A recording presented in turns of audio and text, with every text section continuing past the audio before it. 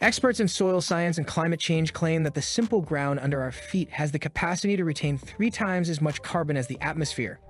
And it is beneficial for the soil for managing water for flora and wildlife, so it doesn't simply lie there inert. Regenerative agriculture involves increasing soil carbon. Although many Australian farmers are succeeding, policy is behind. The federal government recently announced a multi-billion-dollar drought resilience package, but is unclear if programs to raise soil carbon levels would get money, according to Louisa Keeley, Director of Carbon Farmers of Australia. Locally, however, regenerative farming that boosts soil carbon may aid farmers in delaying the onset of drought and allowing them to recover from it sooner.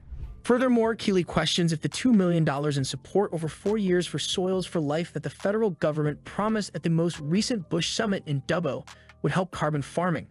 Prime Minister Scott Morrison emphasized the role soil carbon may play in decreasing emissions and boosting agricultural output in his speech to the conference. He quoted Major General Michael Jeffrey, a supporter of national soils and a former Governor General, who said that 1 gram of soil carbon can transport 8 times its weight in water, making soil remediation to boost carbon content crucial to water management strategy. What's the overall meaning? There are many advantages to increasing soil carbon, including tastier food and healthier landscapes, but problems still exist, according to Keeley, such as how farmers can link with international carbon markets. Despite the fact that soil carbon could be one of the world's largest carbon markets for the next 25 years, and that there are now internationally accepted methods for measuring soil carbon sequestration, Australian farmers can now meet the demand for carbon credits from other countries thanks to the government-driven market mechanism known as the Emissions Reduction Fund. Some Australian carbon-neutral projects, including the Meat and Livestock Association's goal of a carbon-neutral sector by 2030, may potentially provide a windfall. If the MLA wants Australian farmers to be offset suppliers, according to Keeley, it might have an impact on how drought resilience money is allocated to soil carbon efforts. At Carbon Farmers Australia's CFA conference and exhibition next week in Albury, experts from countries like the UK, US, Canada, and Nepal will present on regenerative farming, carbon markets, and soil. According to Keeley, one issue CFA seeks to address is the absence of a farmer focus in many carbon accounting techniques. Any piece of land may contribute in some way. There are other soils outside only rural and regional landscapes where carbon may be stored. Annette Cowie, a soil scientist and researcher at the University of New England, claims that any area of land that is not coated in bricks, tar, or concrete may retain carbon. Therefore, parks, nature strips, backyards, front yards, verges, and other open places might all be used as instruments to help mitigate the effects of climate change. On a balcony of an apartment, even potted plants may store some carbon. The issue is that Australia's poor land management has caused a loss in organic matter or carbon. This has an effect on the soil's capability to support the plants that supply us with food and fiber, as well as other functions like guaranteeing clean air and water. Although high-tech methods of food growth, such as growing vegetables in test tubes, may be effective in certain cases, they are unlikely to produce crops that are high in energy, such as rice, wheat, or potatoes, according to Cowie. At the most fundamental level, maintaining soil and growing organic matter is a more practical strategy to ensure that we are all nourished. Enhancing soil quality also contributes to atmospheric carbon sequestration. As plant matter decomposes, plants lock up carbon as they grow.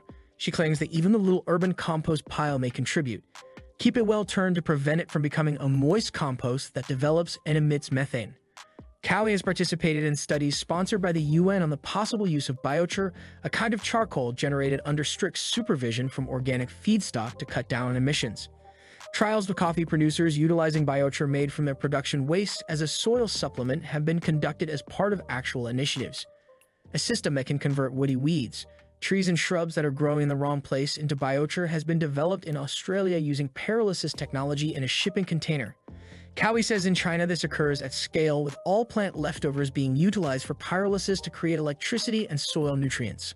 In South Australia, herb farmer HelloFresh has installed ECHO2 technology created by Rainbow Bee Eater that transforms biomass into electricity and charcoal for its greenhouses. Increasing use of biochar is a low-cost, low-tech, easily distributed option for locking up carbon compared to some of the suggestions for geosequestration, such as the Otways project, Cowie adds. One of the hurdles establishing expanding Australian biochar operations is EPA rules. They are a bit allergic to the notion, since if it is not created in a suitable manner, it might emit methane. Polluted feedstock is also a concern since it results in a contaminated product. There is also the potential of polluting feedstock. But when done properly, it may be win-win-win, Cowie claims, especially when contrasted to more absurd proposals like injecting iron filings into the water to counteract ocean acidification, which is not only costly but may also have unfavorable environmental effects. The usefulness of biochar has been shown by more recent pilot programs.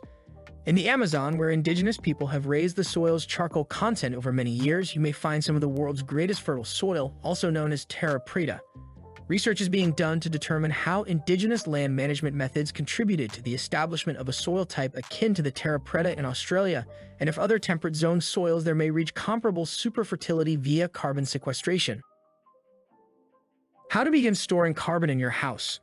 The main lesson for all of us is to consider our own balconies and backyards as possible sites for soil carbon storage. Growing a portion of your own food can not only lower your carbon footprint and improve your wellness, but it may also directly absorb and store certain pollutants. One important consideration for city-based gardeners, though, is the degree to which soil may be contaminated with lead or other nasties from sources including lead-containing vehicle exhausts and dust and flakes from lead-based paints. Researchers at Macquarie University's VeggieSafe program have developed a map that shows which areas of Sydney have been shown to have the highest levels of contamination. The research team continues to expand the data, too, with an ongoing citizen science initiative that offers testing of soil samples.